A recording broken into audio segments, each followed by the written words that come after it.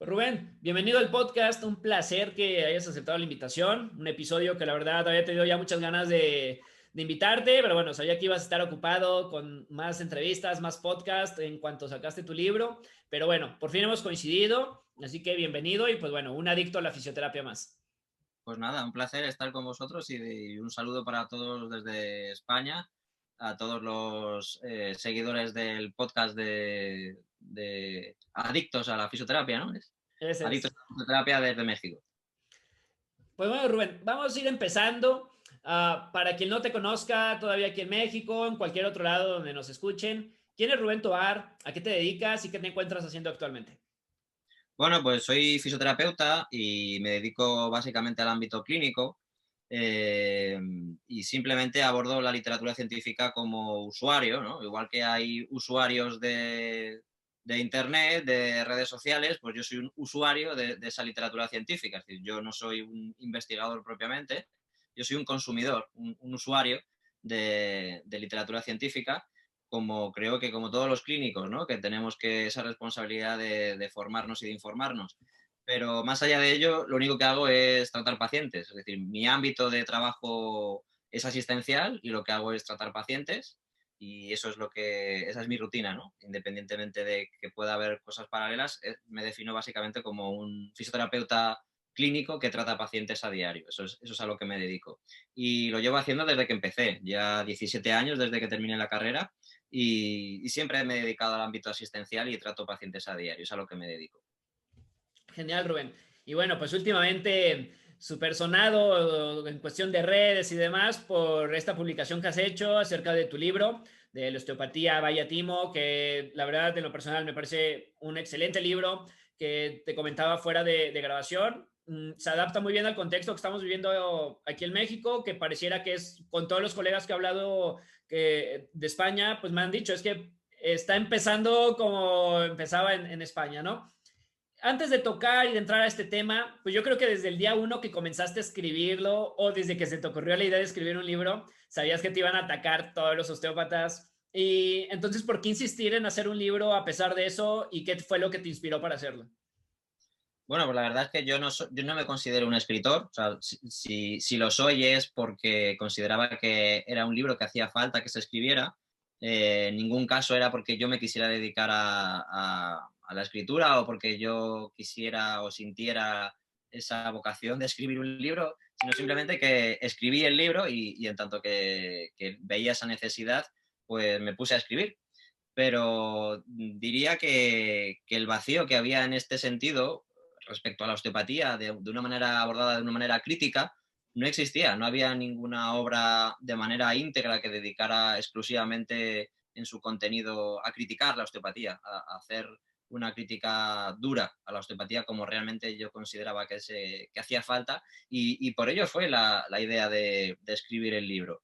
Y sin más, me empecé a escribir y desde el principio que empecé a escribir ya le quise dar ese formato de libro, también para dar por terminado, quería cerrar de alguna manera una época en la que yo llevaba ya años criticando abiertamente y de alguna manera quería que quedara reflejado para la posterioridad, que ya formalmente quedara instaurado ya una crítica que existiera y que quien quisiera pudiera acceder a ella, ¿no?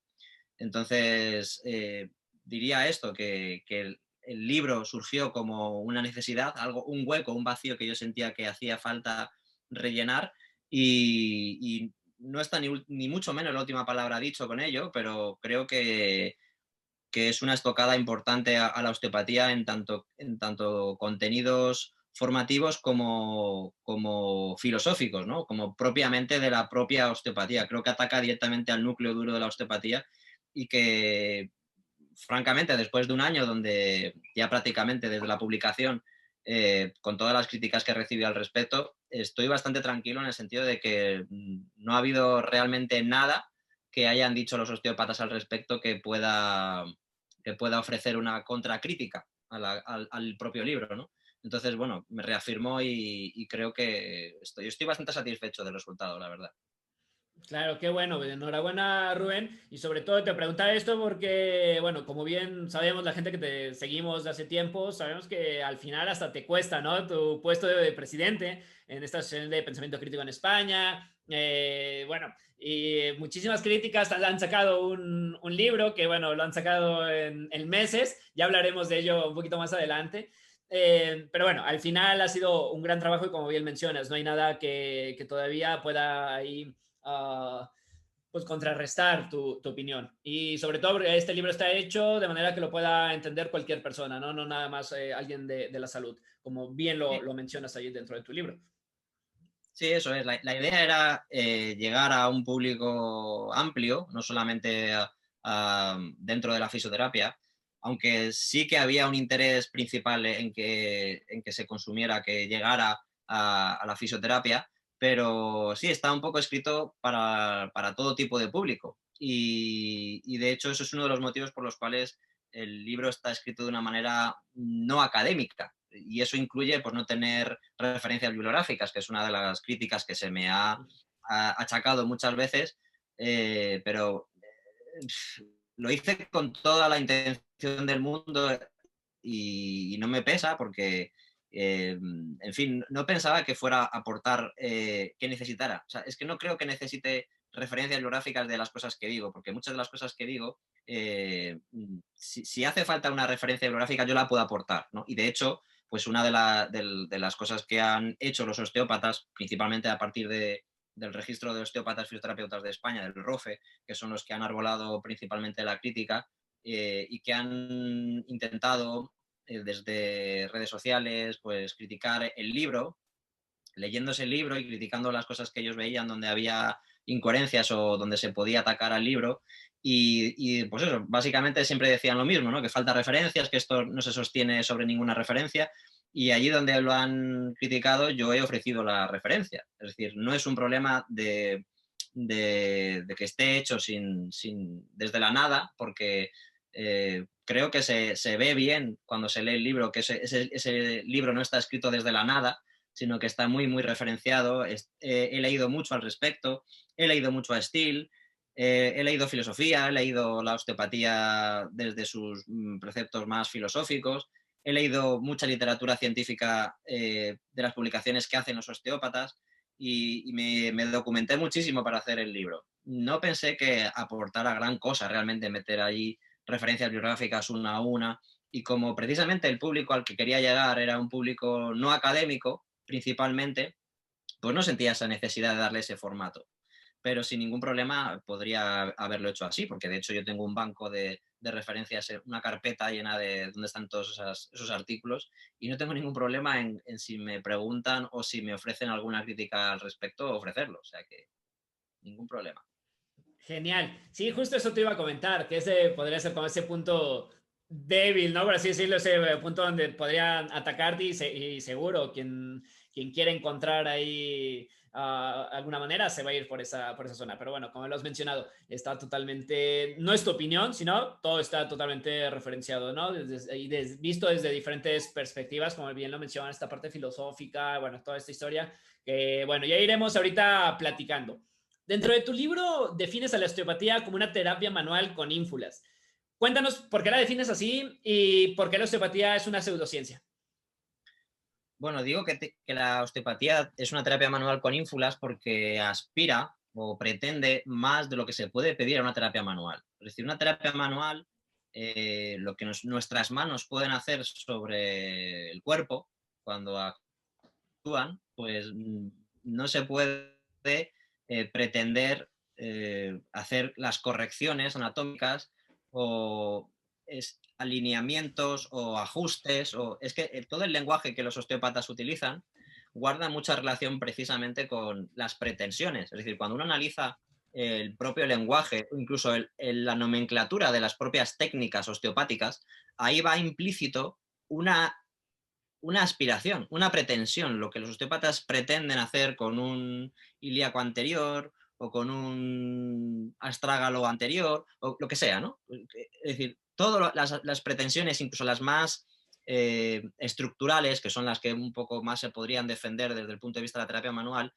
incluso aspiran a hacer más allá de lo que se puede aspirar, de lo que puede contemplar una terapia manual. Por eso digo que tiene ínfulas, y por eso digo que es una terapia manual con ínfulas, ¿no? Porque creo que esto, que va mucho más allá de que simplemente sean ínfulas, porque detrás de todo eso hay una filosofía en la que ellos se cobijan y que todo ese razonamiento clínico repercute en la toma de decisiones. Es decir, cuando ellos están haciendo lo que están haciendo, es porque mentalmente están pensando una serie tiene una serie de implicaciones y de derivadas que es así que son peligrosas. Sí que tienen implicaciones en el tratamiento, en lo que ellos al final van a hacer con el paciente. Porque al fin y al cabo la terapia manual pues, puede ser muy gustosa, puede estar muy bien, el paciente se puede ir muy satisfecho, porque además, claro, con todo esto del holismo y que es muy global todo, pues al final te tratan un montón, te tocan mucho, ¿no? Te tocan de arriba a abajo, por la cabeza un poquito, la barriguita un poquito, la espalda otro poquito. Es decir, al final, pues uno se puede ir satisfecho y yo no dudo de que los pacientes puedan estar contentos al terminar una sesión de osteopatía. El problema es que, claro, tú estás pretendiendo llegar a tratar o a solucionar problemas que de ninguna manera, primero porque la terapia manual debería estar circunscrita al aparato locomotor, al sistema músculo-esquelético. Y eso lo rebasan los osteópatas. En las aspiraciones osteopáticas ellos pretenden, pues eso, regular todos los sistemas que puedan haber, ellos lo pueden hacer con sus manos. Desde el circulatorio, el respiratorio, el endocrino, el hormonal, lo que quieras imaginar, ellos lo pueden corregir, ¿no? No solamente es a nivel biomecánico, no solamente es a nivel de tejidos, de partes blandas, no, ellos pueden regularlo todo, ¿no? Entonces, las ínfulas tienen que ver con esto, ¿no? Con las aspiraciones, y todo eso tiene implicaciones derivadas filosóficas y de razonamiento clínico que son importantes, ¿no? Para a la hora de evaluar y de analizar una profesión como la osteopatía. Genial, Rubén. Pues lo has definido espectacular. Y también aquí me gustaría preguntarte, que es una duda que se llega a generar mucho en gente que ha escuchado, que ha leído tu libro, o gente que aún no conoce del todo el tema de la osteopatía, y qué diferencias existen entre la osteopatía, la quiropráctica. Y aquí te haría junto otra pregunta: ¿y por qué son tan relevantes en Estados Unidos? Porque Hmm. pareciera ser como que ese justificante, ¿no? Es que, sobre todo aquí en México, que estamos tan cerca de Estados Unidos, es de que, pues es que si allá lo aplican, acá también. Y es que si allá lo aplican, pues es por algo, ¿no? Y siempre lo llegamos a ver a veces hasta como algo superior.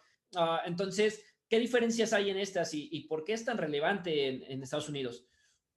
Claro, yo una parte que analizo en el libro es la parte histórica y le dedico casi 100 páginas al libro, al desarrollo histórico de la profesión en Estados Unidos, no porque me parezca que me tenga que enredar sin más en eso, sino porque muchas veces eso es contemplado como, claro, si en la Meca, en Estados Unidos, donde hay una gran avance, ¿no?, de la fisioterapia y bueno, incluso culturalmente, ¿no? Es el sumo en Estados Unidos, ¿no? Entonces, eso a veces es percibido como que todo lo que venga de allí tiene que ser bueno, ¿no?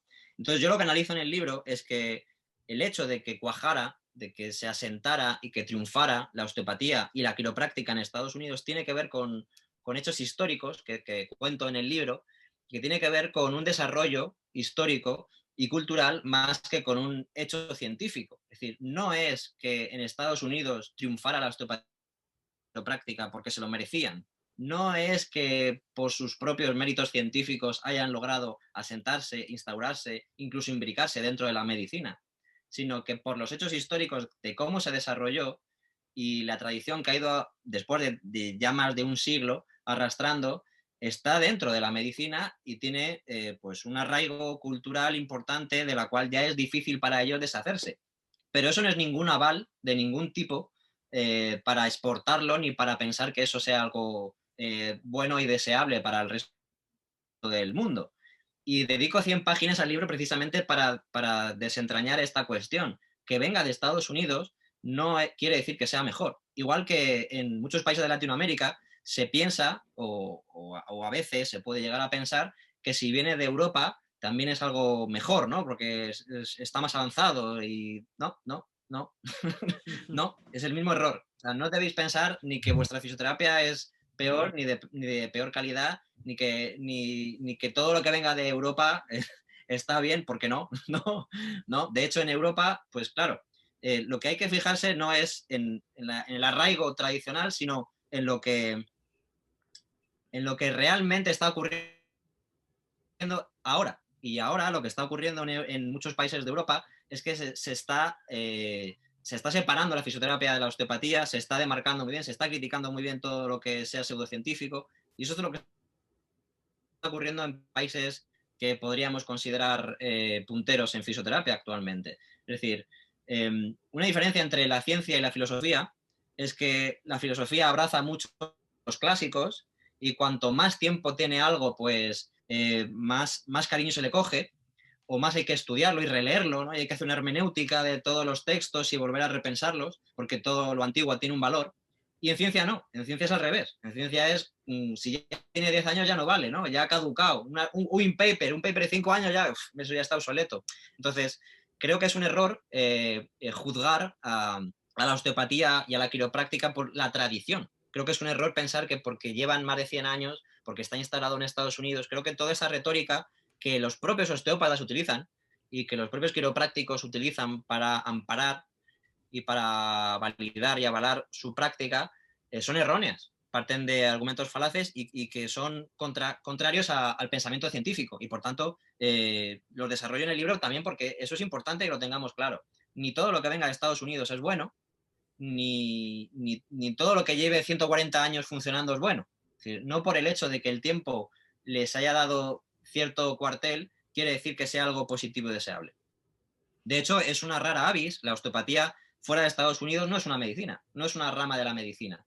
Solamente ocurre en Rusia y en Estados Unidos actualmente. Es decir, el resto de países está de una manera un poco, bueno, hay diversas legislaciones, en muchos países no está regulado y la regulación tampoco es un motivo de justificación, que también les gusta mucho a los osteópatas decir, enumerar el número de países donde ha sido regulado. Todo esto son ardides retóricos de los osteópatas para intentar justificarse, donde se tienen que justificarse en el papel, en la teoría y en la literatura científica. Y todo lo demás, pues es nada, intentar engañar con ardides retóricos. No, no sirve para nada todo eso. Entonces, por eso al libro le dedico una parte importante a todo esto, a la historia, a cómo se desarrolló y al pensamiento que ellos utilizan muchas veces para intentar validarse como la tradición, que es un clásico.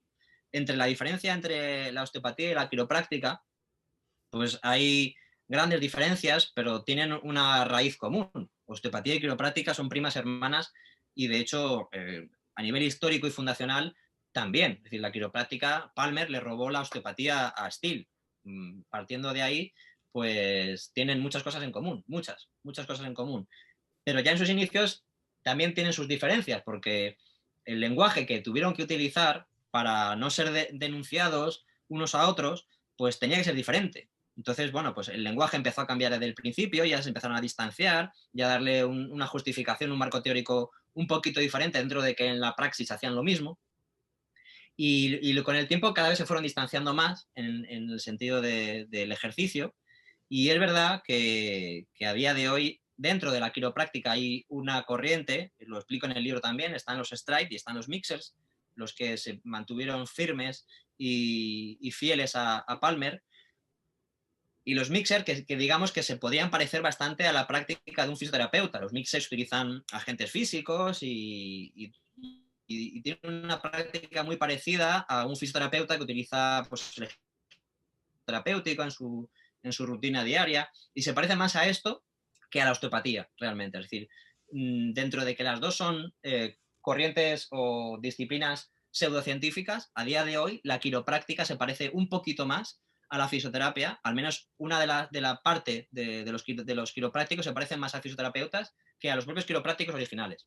Y esto es precisamente lo que critican los propios quiroprácticos, los stride, los que consideran que tienen que seguir fieles a Palmer, pues estos sí que son muy chungos y bueno, pues estos sí que son incluso más peligrosos que los osteópatas porque les gusta mucho el espectáculo y las manipulaciones que hacen son las más peligrosas. De hecho, el índice de grandes complicaciones con la manipulación cervical, porque realmente es la gran técnica peligrosa, que en fisioterapia ya ha habido un debate a nivel mundial y donde a partir de ese debate es cierto que los fisioterapeutas hemos dejado de manipular cuellos muchísimo, muchísimo. Se sigue manipulando cuellos, pero se abandonó mucho ante, bueno, ante la información que teníamos de que no había una manipulación cervical segura, de que no había parámetros ni en la anamnesis ni en la ejecución que fueran 100% fiables, ¿no? Y es cierto que cada vez se ha ido, aunque sea poco probable, pero el riesgo cero no existe. Sin embargo, más del 70% de las complicaciones con manipulación, dentro de los límites que puedan tener esa literatura que habla de los efectos adversos de la manipulación cervical, más del 70% son de quiroprácticos. Es decir, o sea, que ellos son los que realmente se llevan la palma con este tipo de cosas que incluso pueden llegar a la muerte, ¿no? Estamos hablando de efectos adversos muy chungos. No es que me deja dolorido el cuello 2 días, es que me deja en una silla de ruedas, pueden provocar la muerte directamente, ¿no? Entonces, esa es la gran técnica problemática dentro de toda la terapia manual y que la quiropráctica se lleva la peor parte en este sentido. Pero en segundo lugar son los osteópatas, es decir, tanto quiroprácticos como osteópatas, que yo no considero que sean en sí peligrosos. O sea, yo no diría que sean en sí unas disciplinas peligrosas, pero sí pueden ser potencialmente peligrosos en algunos sentidos. Y la más clara, el ámbito más claro donde es peligroso es en la manipulación cervical. Aquí no hay duda alguna. Pero sobre todo porque ellos conciben los problemas. De nuevo, el problema está en el razonamiento clínico.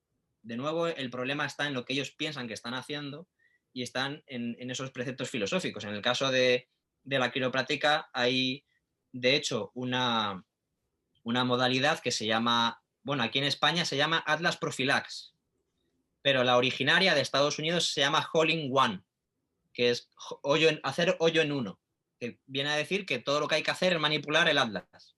O sea, todo está en el Atlas, ¿no? Entonces, precisamente, que es la vértebra más problemática, la que más complicaciones por la arteria vertebral que puedes tener, pues es la única que hay que manipular. Entonces, todo lo solucionan a todos los pacientes y bajo cualquier condición manipulan el Atlas. Entonces, claro, que a todos los pacientes le hagas eso, pues claro, el riesgo aumenta por probabilidad. Y aquí en España se llama Atlas Prophylax, pero realmente existen otras metodologías que siguen, bueno, el hijo de Palmer, que también es Palmer Jr., bueno, pues Palmer Jr. es el que inventó esto, lo explico en el libro también, y realmente se basa en una teoría que él desarrolló ad hoc, porque le convenía, y a día de hoy todavía hay quiroprácticos que la utilizan. Entonces, bueno, hasta aquí lo voy a dejar. Me sigues preguntando porque si no me enrollo yo aquí la hora entera. No, de eso se trata, no tenemos ningún tiempo límite, al contrario, es información que nos aporta bastante y que nos sirve todo esto de una manera, de un contexto para nuestra siguiente pregunta, porque justo te iba a preguntar de este contexto histórico que vive la osteopatía con su creador, que es Taylor Steele, donde lo mencionas en el libro y tiene una historia de vida interesante y complicada, pero que es muy importante entenderla porque así es como nace la osteopatía. Entonces, de una manera súper rápida, porque en el libro te extiendes muchísimo y para incitar a la gente a que vaya a leerlo, pero de una manera resumida, cuéntanos quién fue Taylor Steele, cómo fue su vida de complicada y bajo qué contexto es que surge la osteopatía. Claro, efectivamente, es muy importante entender la figura de Andrew Taylor Steele, que me sorprende realmente que los osteópatas que tanto veneran esa figura y a la cual se deben tanto todavía no la conozcan. Y realmente es curioso que la gran mayoría de osteópatas no han leído a Andrew Taylor Steele. Esto a mí me parece, al menos en España ocurre así, y me parece llamativo. Pero Andrew Taylor Steele, del cual lo poco que se sabe o lo poco que se difunde es una leyenda rosa. Es lo que yo digo, yo llamo una leyenda rosa. Es decir, todos son bondades, todos son. Es una representación de una figura histórica de una manera demasiado benévola, excesivamente benévola. Entonces, yo en el libro presento una figura que no tiene nada que ver con lo que clásicamente se nos ha contado. Entonces es una representación pues, que a los osteópatas les lleva a los demonios de leer pues, un Andrew Taylor Still que no reconocen en el espejo. O sea, realmente ellos no sienten que esté hablando de Andrew Taylor Still. Y entonces sienten que estoy difamando y que estoy haciendo un poco menos que blasfemar sobre la osteopatía porque estoy mintiendo, ¿no? Porque eso no puede ser cierto, que eso sea así, que Andrew Taylor Still fuese así. Pero Andrew Taylor Still no era más que un señor que se buscó la vida como pudo en el salvaje oeste, en un contexto del siglo XIX, donde había multitud de sectas médicas en la época. O sea, no era la osteopatía, es que había más de 150 sectas en esa época, en ese entorno geográfico, en Estados Unidos, había más de 150 sectas médicas que compartían muchas cosas. Es decir, que Andrew Taylor Still no tiene nada de original, que Andrew Taylor Still simplemente pues se buscó la vida como se buscaba la vida a la gente en el salvaje oeste, en una época donde estaba todo por hacer y por construir, y se buscó la vida por sobrevivir. Y ya está. Entonces, Andrew Taylor Still cogió un poco de aquí, un poco de allá, y explico en el libro de dónde viene todo lo que hoy entendemos como osteopatía. Porque realmente algo muy llamativo es que no inventó nada. Es que no hay propiamente nada, absolutamente nada, cero, niente, nine, no hay nada de la osteopatía que sea de la osteopatía.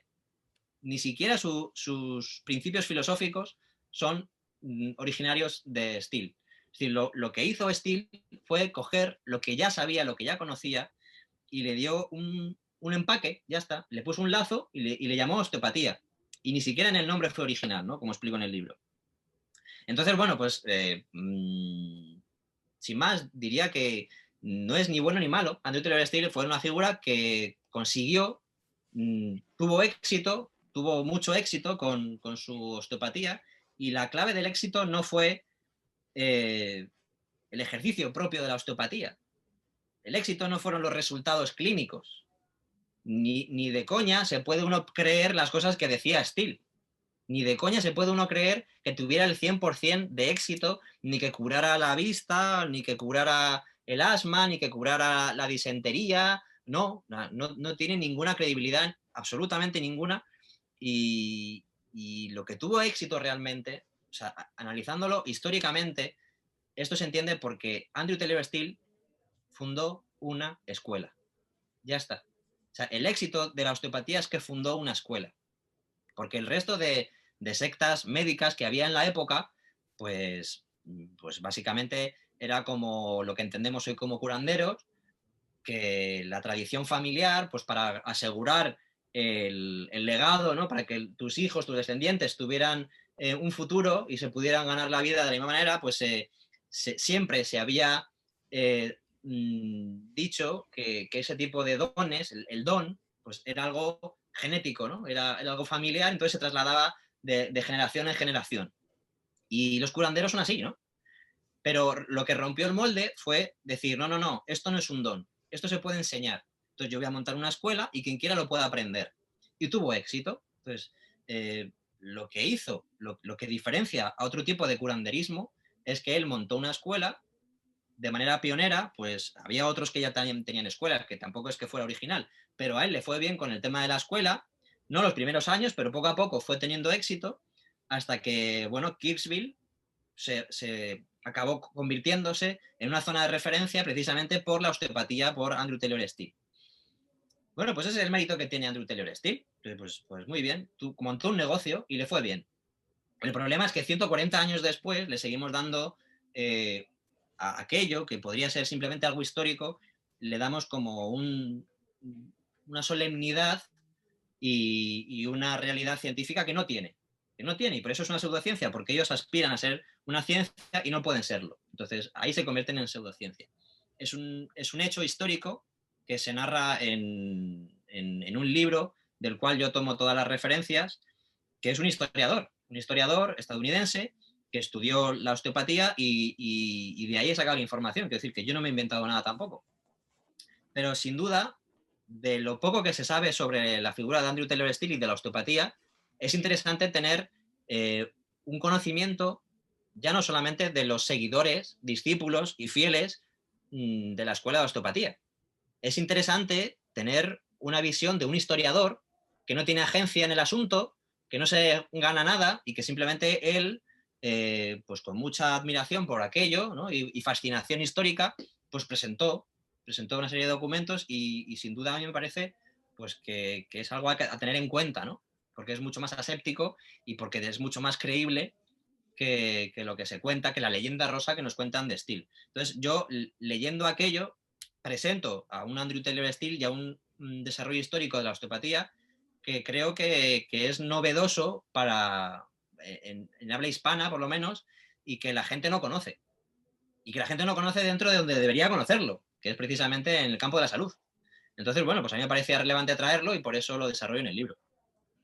Sí, sin duda. Y ha resumido, como dices, muchísimas páginas, pero donde es ahí 100% recomendable leer el libro porque hay muchísimos sucesos que en lo personal es de cómo puede ser posible, ¿no? Que al final fue un respectivo influencer de su época. Y también mencionas dos personajes más que también tienen unos sucesos históricos interesantes, que viene siendo Sutherland, considerado como el padre de la osteopatía craneal, y Jean-Pierre Barral, en cuanto a la osteopatía visceral. Entonces, también cuéntanos un poquito este contexto histórico, cómo surge, sobre todo porque es increíble que en el caso de Barral, que no tiene ninguna publicación científica y que aparte su abuela era curandera, como lo mencionas en el libro. Sí, efectivamente. Sí, sí, sí. Bueno, pues nada, sí, efectivamente hay las dos patas de la osteopatía, aparte de la que instauró de manera fundacional Steele, pues tendríamos la parte craneal y la parte visceral. Por un lado Sutherland en la parte craneal, por un lado Barral, Jean-Pierre Barral, en la parte visceral, aunque realmente no es el padre o el primero, pero él fue el que lo fundó, que fundó la osteopatía visceral y él se basó en otros autores, pero el que le dio el empaque a la osteopatía visceral fue Barral. Bueno, pues tanto Sutherland como Barral fueron dos figuras históricas también interesantes de estudiar y de analizar porque, bueno, por un lado, Sutherland es interesante ver cómo él, a posteriori, es decir, cómo él fue contando su propia historia maquillada y cómo él va realmente adaptando lo que el éxito que él acabó teniendo inventándose su propio pasado. Entonces, eso es interesante porque eso también lo hacía Steele y porque realmente es una tónica que se mantiene en todos los grandes fundadores de la osteopatía, hacen esto, ¿no? Hacen un poco, pues eso, su propia leyenda, o sea, construyen su propia leyenda en torno a ellos mismos y eso es importante conocerlo porque ya en época ellos maquillaron su propio pasado para ajustarlo a sus propios intereses. Pero Sutherland realmente lo que inventó es la parte más oscura de toda la osteopatía. La parte más pseudocientífica es de Sutherland. Utilizó lo que ya estaba publicado por un teólogo del siglo XVII que se llamaba Swedenborg. Todos sus principios están basados en alguien que ya había dicho algo siglos antes y le dio el empaque de la osteopatía, porque encajaba muy bien con aquello de los movimientos de los huesos del cráneo, pero y los huesos del cráneo ya se movían según Swedenborg. Es decir, es que simplemente le encajó muy bien para venderlo y para meterlo dentro de la osteopatía. Pero Sutherland tampoco inventó nada. Es decir, es una tónica, pero ni Steele inventó nada en la osteopatía, ni Sutherland tampoco inventó nada en la osteopatía. El único que realmente pues afirma que él no ha inventado nada es Barral. Barral, es verdad, él desde el principio siempre dijo que utilizaba el trabajo de otros autores, que explico también en el libro, y que son un poco pues los padres fundadores de la visceral, pero pues más de lo mismo, ¿no? Si, realmente lo que tú dices al principio, cero publicaciones en visceral, pero aunque empiece a haber alguna publicación ahora, creo que seguimos sin tener aclarado cómo esa falta de plausibilidad puede acabar teniendo plausibilidad. Es decir, si algo tiene que orientar la investigación científica en osteopatía visceral es en los principios de plausibilidad biológica que ellos plantean. Porque que tú toques una barriga y el paciente tenga el efecto que sea, eso no es demostrar nada. Eso no es demostrar nada. Entonces, bueno, pues la osteopatía visceral se construyó en torno a un misticismo también muy potente, quizá no tanto como Sutherland, pero Barral también le rodeó de bastante misticismo y bueno, y la parte somatoemocional, es que todo en osteopatía se ha construido sobre una base bioenergética y mística que es muy importante y que solamente niegan los osteópatas fisioterapeutas. Es decir, si tú predicas todo esto dentro de la osteopatía, fuera de la fisioterapia, que son los que ahora, viendo la crítica que se está haciendo, están un poco desmarcándose, los osteópatas de cuño no tienen ningún problema con todo esto. Ellos siguen teniendo ese vitalismo indemne, porque para ellos es una parte muy importante.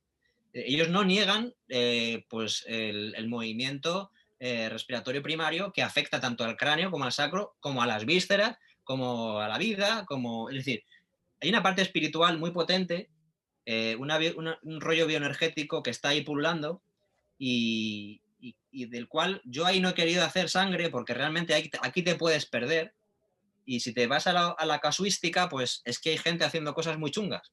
Pero yo he querido limitarme en el libro simplemente a presentar aquello que los osteópatas no pueden negar, que forma parte de su corpus de conocimiento propio, instaurado fuerte, duro. Pero luego, además, aparte, encuentras cosas que son, bueno, yo entiendo que dentro de cada profesión puede haber en los márgenes gente haciendo cosas criticables, condenables, deleznables, lo que tú quieras. Pero sin perdernos en eso, que en la osteopatía hay mucho, lo que yo critico y ataco en el libro son cosas troncales, propias de la osteopatía, que no pueden negar. Que no pueden negar. Entonces, básicamente quería ceñirme a esto y dentro de la visceral y de la craneal hay gente mucho más mística y mucho más pseudocientífica de la que yo presento en el libro. O sea, podría haber sido una crítica mucho más caricaturesca, ridícula y de magos, de magia, porque es que realmente hay una parte más oscura todavía que yo no presento en el libro. Y creo que de manera amable me limito solamente a presentar cosas que no pueden negar, que están claramente dentro de su campo de acción. Genial, Rubén. Súper interesante toda esta parte. Y aquí entra también un punto bien interesante, que es donde muchísimos se escudan, pues no solamente en la fisio, ¿no? Y principalmente en la osteopatía, donde se habla acerca de la experiencia, donde el osteópata te dice que es muy importante y que si no sientes algo, lo vas a sentir en algún momento cuando tengas más experiencia. Y esto es uno de los fundamentos de los que también criticas más en tu libro. Entonces, ¿por qué esta parte de mencionar en tu libro esta parte de la experiencia? Que si bien es importante, pero no por sí sola, ¿no? Claro, es indudable que la experiencia es importante. Entonces, claro, es una crítica, pero es una crítica porque se lleva al absurdo. Pero yo no tengo ningún problema en reconocer que efectivamente la experiencia es un valor. Y evidentemente, pues después de tratar 1000 pacientes, tu habilidad manual, tu olfato clínico, tu experiencia te avala para interpretar situaciones de una manera diferente. Por supuesto, esto es importante para todos los clínicos y yo esta parte no la niego ni creo que sea menor. El problema es que eso es el aval en osteopatía para justificar lo que ellos hacen. Entonces lo utilizan para decir, bueno, si tú no sientes esto, es porque eres inexperto, no tienes experiencia, entonces solo tienes que concentrarte un poco más, darle tiempo y ya lo sentirás. El problema es que esto, que principalmente se da en el campo craneal, pero también en el campo visceral y en general en la palpación, porque el tema de la experiencia está muy relacionado con la palpación y con el hecho de capacidades de sentir. Entonces tú tienes que sentir esto y si no lo sientes es porque no lo haces bien. Entonces, aparte de depositar la culpa en el osteópata que está intentando aprenderlo, si no lo haces bien es porque todavía eres inexperto. Entonces, claro, esto es un problema para el osteópata. El osteópata que está estudiando esto se enfrenta a un dilema. O lo siento o acepto que fracaso, ¿no? O no valgo para esto porque no lo siento y no soy capaz de sentirlo, y entonces tengo que renunciar y decir, pues soy cortito, no puedo con esto, pues no es lo mío, o quiero creer que empiezo a sentirlo.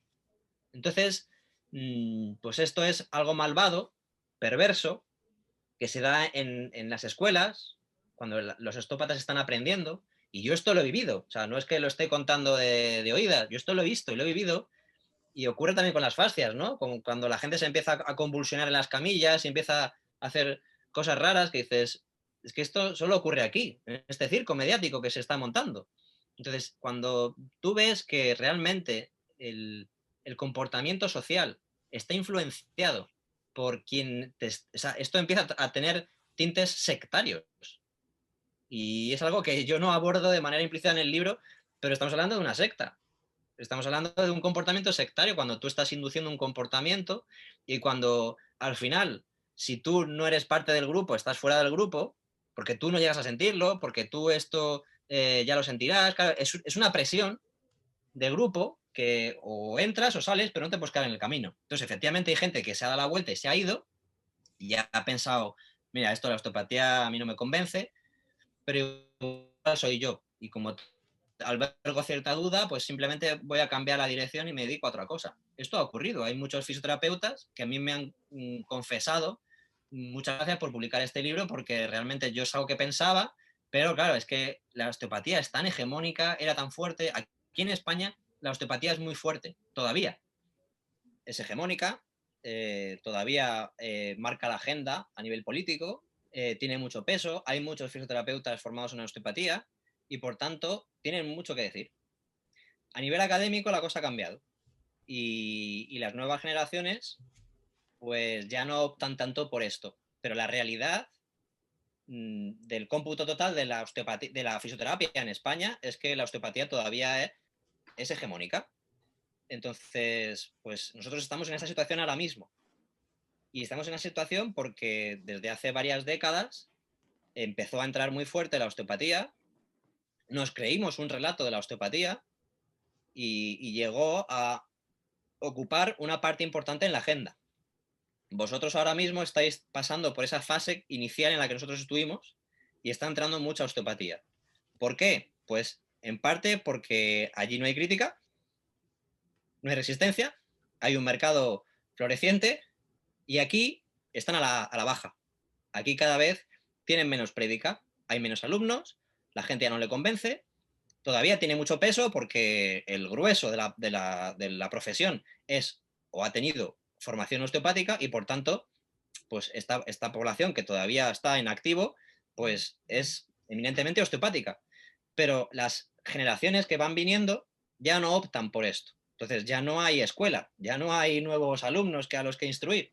Entonces, ¿qué están haciendo? Irse a Latinoamérica. Está creciendo el mercado allí. Sí. Entonces, mi consejo, huid, huid y no os lo creáis porque os esperan varias décadas de crecimiento osteopático hasta que ya no podáis deshaceros de ella. Hasta que ya vosotros mismos, formados en osteopatía, cambiando la identidad de la fisioterapia por la osteopatía, empecéis a defender a otra marca que se llama osteopatía y que no es fisioterapia. Y entonces empezará a marcar la agenda política de por dónde tiene que ir la fisioterapia. Como un parásito. Claro, claro. Entonces, No, dime. no, eso. Que entonces huid, no. Mi consejo es ese.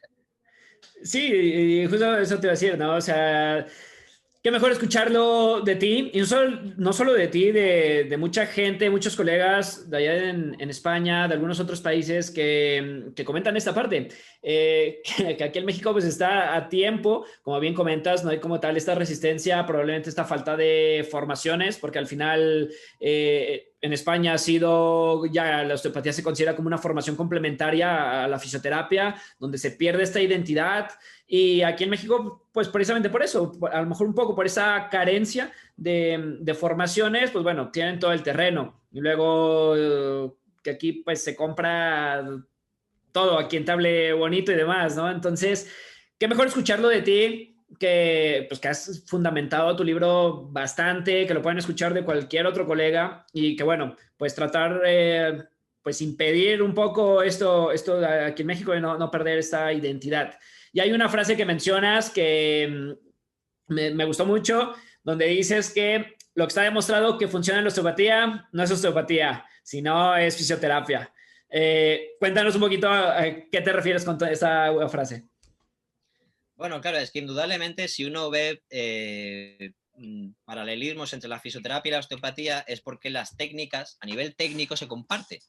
Es que es imposible y la guerra no está en demarcar qué técnicas como tal son propias de la fisioterapia y qué técnicas son de la osteopatía. Primero porque es imposible seguir el rastro, porque es imposible, es imposible. Es que históricamente han bebido todas de todas y la gente viaja, ¿sabes? Y entonces, pues se informa, se forma y luego saca sus conclusiones y esto no es ahora nuevo, esto desde siempre ha sido así.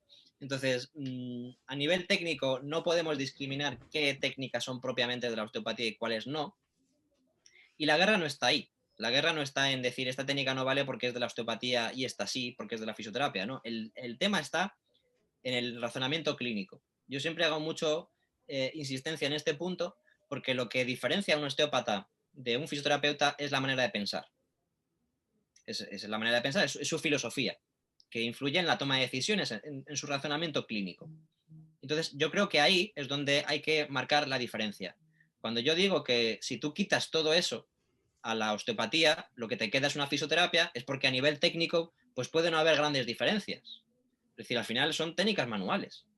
Entonces, aquello a mí me hace mucha gracia. Aquí en España se utiliza mucho, yo no sé si allí se hará, pero aquí se hablan de las gafas de ver. Entonces, aquí en este curso nos tenemos que poner las gafas de ver la fascia, ¿no? Y ahora tienes que ver con las gafas de la fascia. Y ahora no, ahora tienes que ver con las gafas de ver, es decir, estoy haciendo lo mismo, yo pongo las manos igual, solo que mis gafas de ver son distintas. Bueno, a mí esto de las gafas de ver me repatea un poquito. Pero realmente lo que están diciendo con las gafas de ver es que lo que está cambiando es tu razonamiento clínico. Es que tú estás pensando que estás incidiendo sobre una estructura y por tanto la haces en un momento determinado, que al final es cuándo ejecutar y cómo ejecutar esa técnica. Pero la técnica es la misma, vaya, la llames como la llames. Entonces, si tú ves, haces una captura de pantalla a un fisioterapeuta trabajando, pues tú, esto es la fábula esta de ciegos tocando un elefante. Pues cada uno te dirá lo que tenga en mente. Hombre, esto es una técnica, ¿sabes? Sí, No voy a sí. poner ejemplos, pero quiero decir que cualquiera identificará, bajo su sesgo, bajo su prisma, lo que cree estar viendo porque lo reconoce, porque al final son técnicas manuales. Y las técnicas manuales, pues hay chorrecientas, te las puedes inventar si quieres, y puedes inventar otra terapia manual, si será por terapias manuales. Pero la cuestión no es eso, la cuestión no es las técnicas manuales como tal, la cuestión es el modelo de razonamiento clínico, porque ahí es lo que va a fundamentar lo que tú vas a hacer en cada paciente y cómo lo vas a hacer, ¿no? Entonces, ahí está el tema. Totalmente de acuerdo contigo. Y mejor explicado imposible. Ya para ir cerrando el tema, Rubén, pues ya nos has dado el principal consejo, que es huir.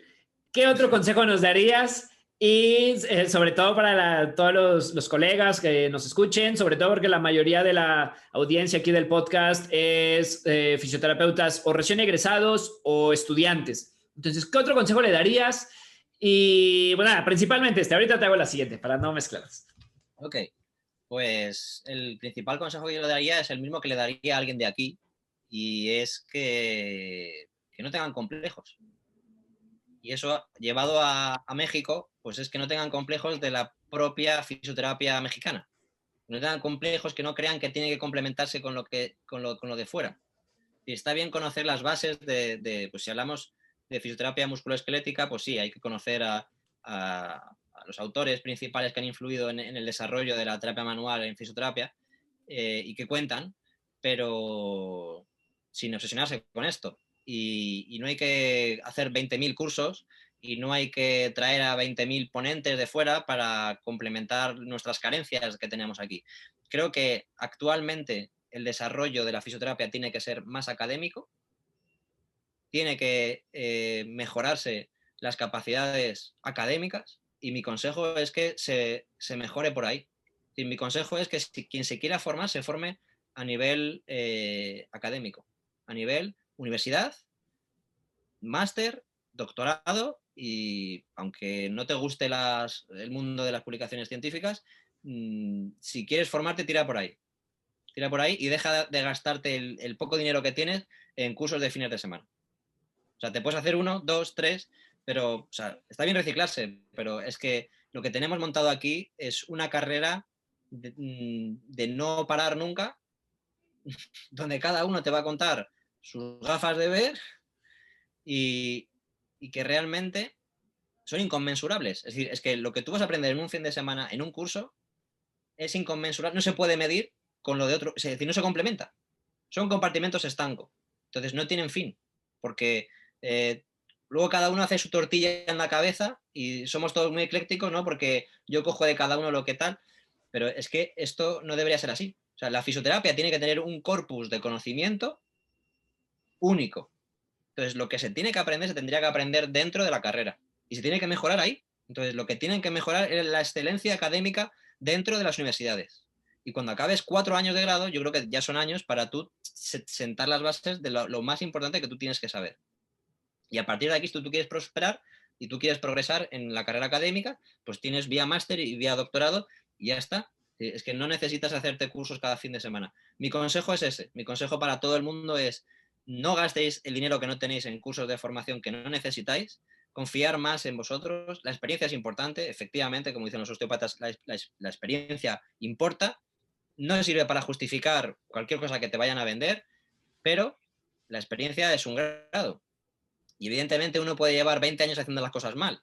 Es decir, hay que estar actualizado, hay que hacer las cosas bien, hay que aspirar a la excelencia, pero bueno, en fin, sin volverse locos, porque ahora mismo lo que tenemos es una excesiva oferta formativa por complejos, porque uno termina la carrera y siente que está perdido. Entonces no tiene una salida, una vía de reciclaje ni de aprendizaje hospitalario como puedan tener otras disciplinas sanitarias, donde sigues aprendiendo, porque tienes ahí una mentoría. Nosotros no tenemos esto, entonces sentimos que salimos al mercado perdidos. Y como la mayoría estamos en la privada, buscándonos la vida, pues sentimos que tenemos un vacío que tenemos que rellenar con cosas.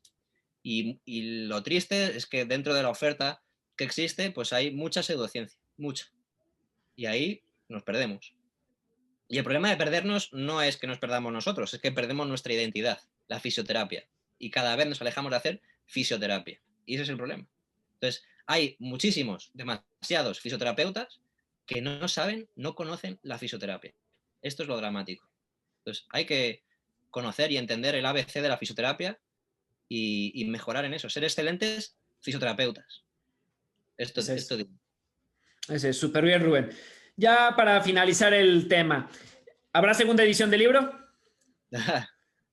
Bueno, segunda edición es prácticamente imposible porque es una autoedición. Es decir, que no hay número limitado. Yo tengo un número que me llega a casa de libros para vender yo por mi cuenta y a la vez existen un número ilimitado de libros que existen en las plataformas. Entonces, no se va a agotar. No se va a agotar nunca. Entonces, segunda edición no creo. No creo. Me gustaría para corregir alguna cosa o para ampliar alguna cosa, pero no lo creo. No lo creo. Se quedará así y esta será la única obra al respecto por mi parte. Genial, Rubén. Pues vamos a pasar ya a esta última parte ya del podcast, donde te haré 3 preguntas ya fuera del tema, un poco más personales. La primera pregunta que te hago es, ¿cuál es el logro profesional que más satisfacción te ha dado? ¿Cuál es él? El logro profesional que más satisfacción te ha dado. El logro profesional. Pues si te digo que el libro. Muy bien. Probablemente el libro porque me provocó gran satisfacción. Sí, diría que sí, diría que sí. O sea, no te voy a decir que un paciente que no, o sea, sí tengo pacientes muy que te marcan, ¿no? Y que bueno, pues te acompañan ahí en tu carrera, que te marcan. eh, pero no, como a posteriori, probablemente dentro de 20 años yo lo que recuerde es haber escrito un libro. Sí. Honestamente diría eso. Genial. La siguiente pregunta es, ¿cuál ha sido el error del que más has aprendido? Pues a nivel clínico, probablemente, errores todos los días, ¿no? Y fallos todos los días, intentando mejorar cada día. Pero probablemente al inicio, cuando uno empieza a tratar pacientes, tiene una curva, por lo menos en mi caso, una curva donde uno se siente inseguro, pero en poco tiempo piensa que ya ha alcanzado lo que tenía que saber, que pueden ser 2, 3 años. Y a mí me parece que ese es el pico de la curva peligroso. 2, 3 años, 3, 4 años, cuando uno termina de formarse ya es un egresado, 3, 4 años después, hay un pico que probablemente es el pico de mayor falsa seguridad que uno tiene. Alcanza un pico donde cree que ya lo tiene controlado. Y ahí es cuando viene el ostión. Entonces, diría que los pacientes que más me han... bueno, esto ocurre a diario, ¿no? Realmente fracasos y pacientes que contradicen lo que tú pensabas, eso ocurre muy frecuente, ¿no?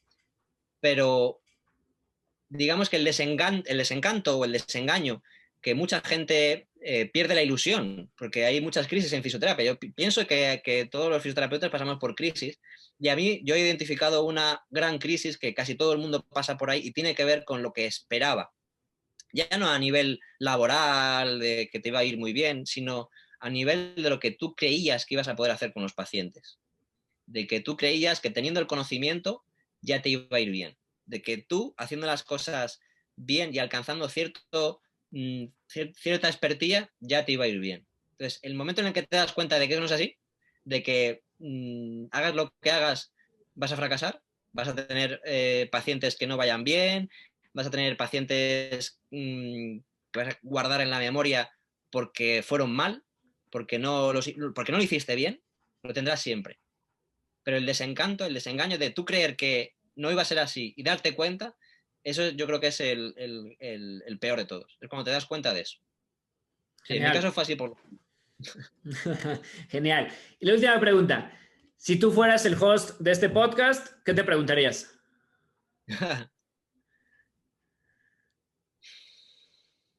Hostia, no lo sé. No sé, ¿qué me preguntaría? No lo sé.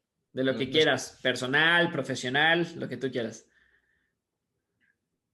Bueno, yo creo que la gran pregunta que nos hacemos todos los fisioterapeutas es ¿por qué? ¿Por qué? ¿Por qué hacemos fisioterapia? ¿A dónde va nuestra profesión? ¿No? ¿Por qué existe la fisioterapia y qué aporta? Y es una pregunta filosófica en el fondo Claro. y me parece que tiene millones infinitas de respuestas. Y yo no tengo una respuesta buena tampoco, así que lo estoy diciendo sin tener una respuesta para mí mismo, ¿no? La pregunta que haría intentando buscar, si yo tuviera un podcast y quisiera saber más sobre qué opina la gente, sería esto. ¿Por qué fisioterapia? ¿Por qué tenemos una profesión? ¿Por qué pensamos que somos un valor? ¿Por qué damos por hecho que la fisioterapia tiene que existir? ¿Por qué nos creemos que esto inevitablemente tiene que existir y va a seguir existiendo en el futuro? ¿Por qué? ¿Por qué hacemos lo que hacemos? Genial. Pues la dejamos ahí abiertas, esas preguntas para todos los que nos escuchen. Y pues nada, Rubén, antes de despedirnos, ¿dónde pueden adquirir tu libro? ¿Cuáles son tus redes sociales? ¿Dónde te pueden contactar?